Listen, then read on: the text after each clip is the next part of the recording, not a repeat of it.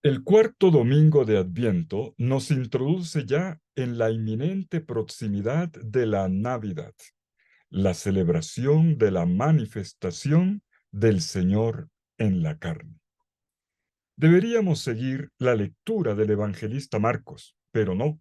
En este domingo no lo escucharemos porque desde la antigüedad el cuarto domingo de Adviento está centrado en la figura de María, la Madre del Salvador. Por eso se nos propone en esta ocasión la espléndida narración del anuncio del ángel Gabriel a María. Ella acepta con fe ser la madre del Señor. He aquí la esclava del Señor, hágase en mí según tu palabra. Y de esta manera, María le abre las puertas a la obra de la salvación de Dios en el mundo por medio de su Hijo enviado y que nace entre nosotros. Estamos ante un texto clásico que conocemos bien y que hemos leído en este espacio ya varias veces. Partamos de una primera anotación. Veamos cómo desde los dos primeros versículos este relato es sorprendente. El narrador de Lucas nos da al principio una lista de siete nombres que abarrotan la página. Gabriel, Dios, Galilea, Nazaret, José, David y María. 7. Precisamente el número de la totalidad, porque lo que va a suceder implicará toda la historia, las profundidades del cielo y todo el enjambre perenne de la vida. Y desde ahí se nos abren narrativamente tres vías de comprensión del misterio, tres hilos que se trenzan en esta corta narrativa. Son tres dimensiones que vale la pena descubrir singularmente, pero también en su conexión interna. Hay una dimensión mariológica que muestra cómo y por qué Dios elige a María y que describe cuáles son las actitudes ejemplares de ella. En segundo lugar, hay una dimensión cristológica, porque el personaje central, el protagonista, en realidad es Jesús, el niño concebido virginalmente.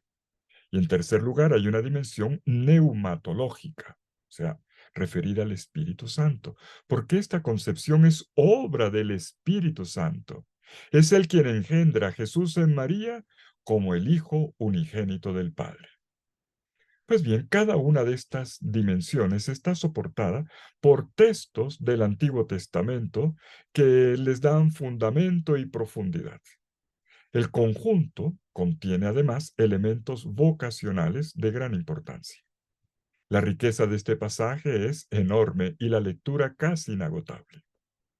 Veamos ahora rápidamente lo esencial de cada dimensión siguiendo el orden y los detalles del texto.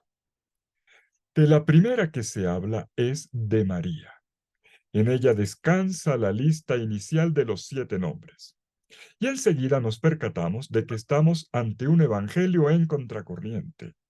Por primera vez en la Biblia, un ángel se dirige a una mujer, en una casa cualquiera y no en el santuario, en su habitación de siempre y no entre los candelabros de oro del templo de Jerusalén, en un día corriente, marcado, sin embargo, en el calendario de la vida. Dice inicialmente en el sexto mes. Alegría es la primera palabra. Alégrate. Lo que trae es una gran noticia. El Evangelio dentro del Evangelio. Y enseguida el ángel le da el motivo. María, estás llena de gracia. Estás llena de cielo, no porque hayas dicho sí a Dios, sino porque Dios te dijo sí primero a ti. Y Dios nos dice sí a cada uno de nosotros, antes de cualquiera de nuestras respuestas, para que la gracia sea gracia y no mérito o cálculo de nuestra parte, porque a Dios no se le merece, se le recibe. María, el Altísimo se ha enamorado de ti y ahora tu nombre es amada para siempre. Charitomene en griego. Es una buena noticia, también para mí, porque como ella también yo soy amado para siempre. Bueno, todos, tiernamente, libremente, amados para siempre. Y el amor anhela apasionadamente la unión. El Señor está contigo. O Kyrios metasú en griego. Una expresión que debería haber sorprendido a la joven nazarena, porque al expresarse de esta manera, Dios le estaba encomendando una tarea hermosa, pero también ardua, como lo hizo con los grandes servidores de Dios en la historia de la salvación. Dios estaba llamando a María para ser parte de una historia emocionante y valiente. Veamos ahora el segundo aspecto, quizás el menos comentado, el cristológico. Ahora debo decir que esta página del Evangelio no apunta en primer lugar a una presentación de la figura de María, cosa que de todas maneras hace, como acabamos de ver.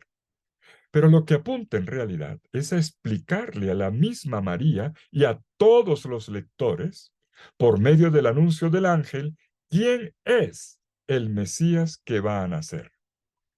El ángel le dice, concebirás y darás a luz un hijo y le pondrás por nombre Jesús. Versículo 31. Sabemos que solo el Padre tenía el poder de poner el nombre y Dios le delega la tarea a María. Pero hay otro dato. El ser llamado en el lenguaje bíblico es una manera de indicar lo que una persona es. ¿Y quién es este Mesías que nace? Las palabras del ángel lo ponen en evidencia. Esta es la parte central del texto. El niño cuya concepción y nacimiento se anuncia recibe dos títulos importantes que ponen ante nuestros ojos la grandeza, la dignidad de su identidad y de su misión. El título de hijo y el título de rey. Primero se le presenta como hijo de Dios. Dice el versículo 32, será grande y será llamado Hijo del Altísimo. Y más adelante, en el versículo 35, esto se va a confirmar. Se dice, el que nacerá santo será llamado Hijo de Dios. En segundo lugar, es presentado como un rey. Versículos 32 y 33, el Señor le dará el trono de David su padre y reinará para siempre sobre la casa de Jacob y su reino no tendrá fin. Y me detengo en este punto. Jesús es anunciado como el rey mesiánico, el heredero del reino de David. Y observemos con cuidado el texto. David es llamado su padre. Curiosamente, David había muerto casi 1000 años antes, y sin embargo es llamado su padre. Pero aquí lo que se quiere decir, atención, es que Jesús es su descendiente, más aún el descendiente que había sido prometido solemnemente a este rey. Por lo tanto, en calidad de heredero de su trono, el Mesías Jesús es quien llevará a cumplimiento las promesas que Dios le había hecho al rey David. Dice el ángel, el Señor Dios le dará el trono de David su padre, reinará eternamente sobre la casa de Jacob y su reino no tendrá fin. Este reino es perenne, no tendrá fin. Si recordamos bien, esta expresión la repetimos todos los domingos cuando recitamos el credo. Y por eso la ponemos al fin de la presentación del misterio de Cristo. Subió al cielo y está sentado a la derecha del Padre Todopoderoso, y termina, y su reino no tendrá fin. La imagen no es la de un rey terreno, que gobierna por un periodo de tiempo. Su reinado, al fin y al cabo, es celestial, es divino. Él se sienta a la derecha del Padre por los siglos de los siglos, un reinado que no termina. Y esta referencia al heredero de David depende de una profecía bíblica que se anuncia en la primera lectura de este domingo. Se trata de la famosa profecía de Natán al rey David y que se encuentra en el capítulo 7 del segundo libro de Samuel. Vale la pena retomarla. Recordemos que después de que David había conquistado a Jerusalén, sometiendo a sus enemigos del entorno, y de haber construido su casa, o mejor su palacio, tuvo la idea de construirle al Señor también una casa, o sea, su templo. En toda la historia de Israel no se había construido un templo para el Señor, bueno, un templo que fuese fijo. Lo que se tenía era una carpa, una tienda que peregrinaba con el pueblo para arriba y para abajo. Pero el Señor ahora le hace una contrapropuesta a David. Dice 2 Samuel 7:11, no serás tú, seré yo quien te haga a ti una casa. Bueno, Dios no se refería a un edificio, sino a una descendencia. Miren, se aprovecha el doble sentido de la palabra casa, que puede significar templo, pero también una familia. El Señor lo que le está prometiendo es darle una familia que durará por los siglos de los siglos. Y este es el oráculo fundador de la dinastía davídica en Jerusalén, llamada a guiar el destino del pueblo de Israel. Por eso dice enseguida, yo suscitaré de ti un linaje salido de tus entrañas y consolidaré tu reino. Yo seré para él un padre y él será para mí un hijo. No es el simple anuncio de un hijo. Atención. En esta promesa hay un horizonte mucho más amplio. Un descendiente de David es el Mesías, sí. Y este es el nacido del vientre de María. Es lo que el ángel está diciendo a María. En la plenitud de los tiempos, la promesa, yo seré para él un padre y él será para mí un hijo, ya no es la adopción que Dios hacía de los reyes terrenos el día de su coronación. Esta frase tiene sentido pleno. En Jesús se trata de la encarnación del Hijo de Dios. Es Hijo de Dios en propiedad. Y esto lo confirma el ángel cuando dice, el santo que va a nacer será llamado Hijo de Dios. Es hijo porque realmente es engendrado por el mismo Dios en el vientre de María. Jesús es hijo de David según la carne, pero hijo de Dios según el Espíritu. Y esto nos lleva ahora a la tercera dimensión que abordaré rápidamente, la neumatológica, o sea, la presencia y la acción del Espíritu Santo. María, inteligente y madura como ella es, después de una primera perturbación, se abre al diálogo con el ángel y le hace una pregunta. Versículo 34. ¿Cómo será eso? Pues no conozco varón. María se presenta ante Dios con toda la dignidad de una mujer, con madurez y plena conciencia. Explícame, dime cómo sucederá. Zacarías pedía una señal. María pregunta por el sentido y por el cómo. Y el ángel le responde, versículo 35. El Espíritu Santo vendrá sobre ti y el poder del Altísimo te cubrirá con su sombra. Por eso el santo que nacerá será llamado Hijo de Dios. Esto es grande, sencillamente hermoso. Lo infinito viene en tu sangre, María. Lo inmenso se hace pequeño en ti. ¿A quién le importa el cómo? La luz que generó los universos se aferra a la oscuridad de tu vientre. ¿Qué importa el cómo?